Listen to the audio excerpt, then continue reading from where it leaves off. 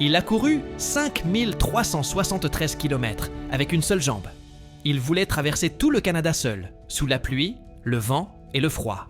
Tout ça parce qu'un jour, on lui a dit « Tu as un cancer ». Ce que vous allez entendre est une histoire vraie. Terry Fox est un jeune homme de 18 ans. Un garçon normal qui fait du basket, gentil et agréable. Une vie normale jusqu'à cette douleur dans la jambe droite. Il pense que c'est rien, une fatigue ou une tendinite. Mais les médecins tombent de haut. C'est un ostéosarcome, un cancer osseux agressif.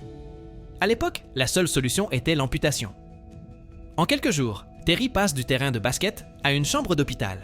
Dans l'aile voisine, Terry voit des dizaines d'enfants, certains plus jeunes que lui et tous atteints de cancer. Certains ne sortiront jamais. Et là, quelque chose se brise en lui.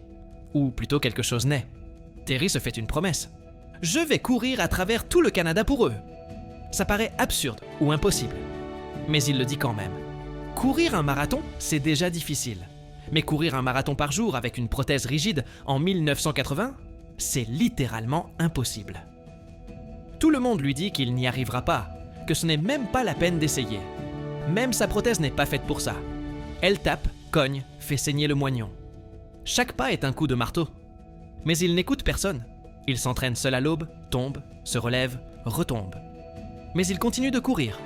Et voici le moment venu. Il se retrouve avec des milliers de kilomètres devant lui à parcourir. Les débuts sont un cauchemar. Pluie glaciale, voitures qui lévitent de justesse, motels sans chauffage, douleurs insupportables. Peu à peu, les gens commencent à le remarquer.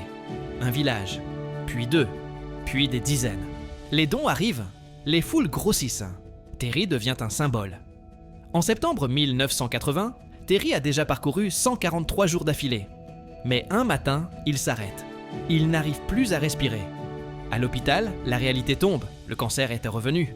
Et maintenant, il est dans ses poumons. Discrètement, Terry demande « Est-ce que j'ai déçu quelqu'un ?» Silence dans la pièce. Terry ne finira jamais sa traversée. Mais son geste déclenche quelque chose de gigantesque. Des millions de dollars récoltés. Des recherches accélérées. Des vies sauvées, des vies sauvées. Son « marathon de l'espoir » devient un événement annuel mondial. Aujourd'hui encore, des dizaines de pays courent pour lui. Chaque année, ce sont plusieurs milliers de personnes qui se réunissent et courent en son honneur. Cette histoire nous pousse à une question simple. Qu'est-ce qu'un être humain peut accomplir quand il refuse d'abandonner? Et toi, jusqu'où irais-tu pour une cause qui te tient à cœur? Abonne-toi pour ne pas louper la prochaine histoire vraie.